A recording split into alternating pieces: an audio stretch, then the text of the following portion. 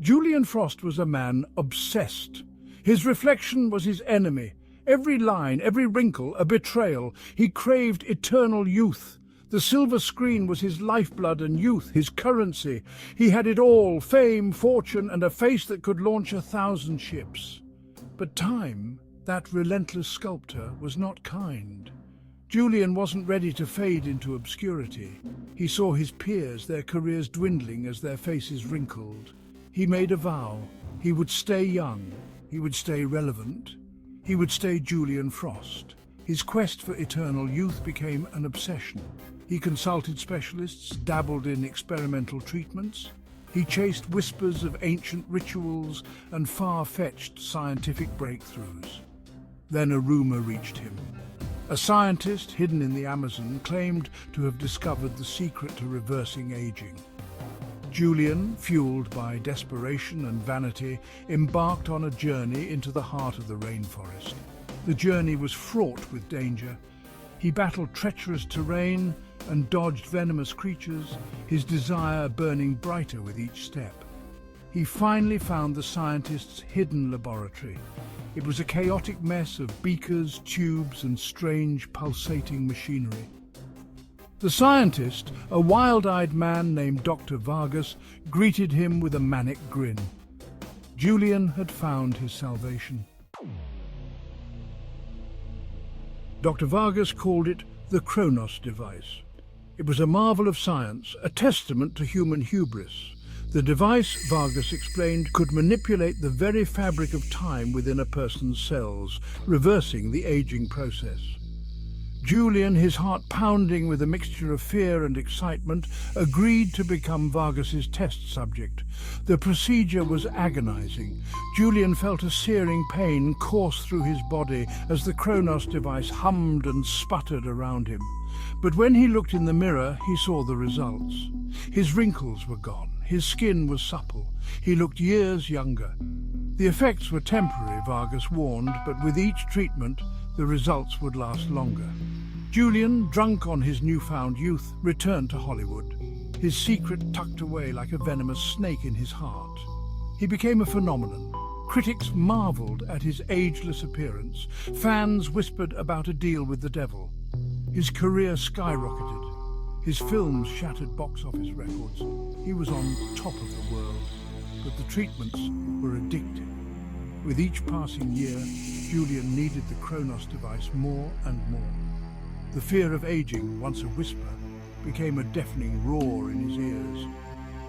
He became a slave to his vanity, traveling to the hidden laboratory in the Amazon whenever the effects began to wear off. Years turned into decades. Jullian remained eternally young, his face frozen in time, but his obsession with youth had blinded him to the world around him. His relationships suffered. He pushed away friends and family, consumed by his own vanity. He became a recluse, hiding from the world, terrified of revealing his secret. Then came the fateful day. Jullian, his hand trembling, set the Kronos device to reverse another year. But in his haste, in his desperation, he made a mistake. He input the wrong setting. The device sputtered and sparked, the air thick with the smell of ozone. He felt a searing pain, unlike anything he had ever experienced. His vision went white. When he woke up, he was in a hospital bed. He looked down at his hands. They were small, chubby, the hands of a child. Panic surged through him as he looked in the mirror. Staring back at him was the face of a 3-year-old boy. The Kronos device had malfunctioned, reversing his age too far. He was trapped, his mind a prisoner in the body of a toddler. Section 4, Trapped in a Golden Cage. Word of Jullian's condition spread through Hollywood like wildfire.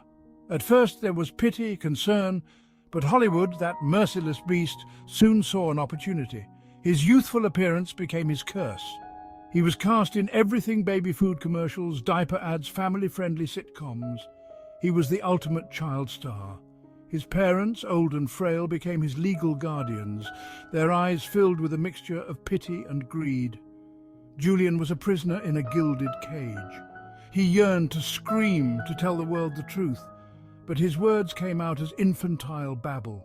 He was surrounded by people who claimed to love him, who cooed and babbled over him, but none of them truly saw him. He was alone in a world that saw him as nothing more than an adorable plaything. Section 5. Forever Young.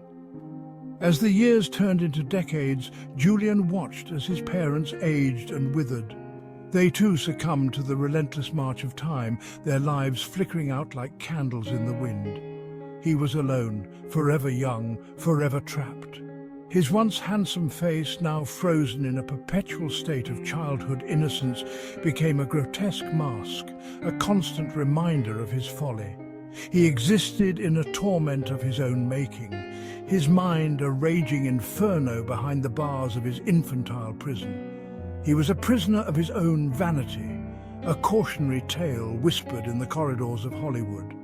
The man who wanted to cheat death was now cursed to walk the earth, a living paradox, forever young, forever alone, forever haunted by the man he once was.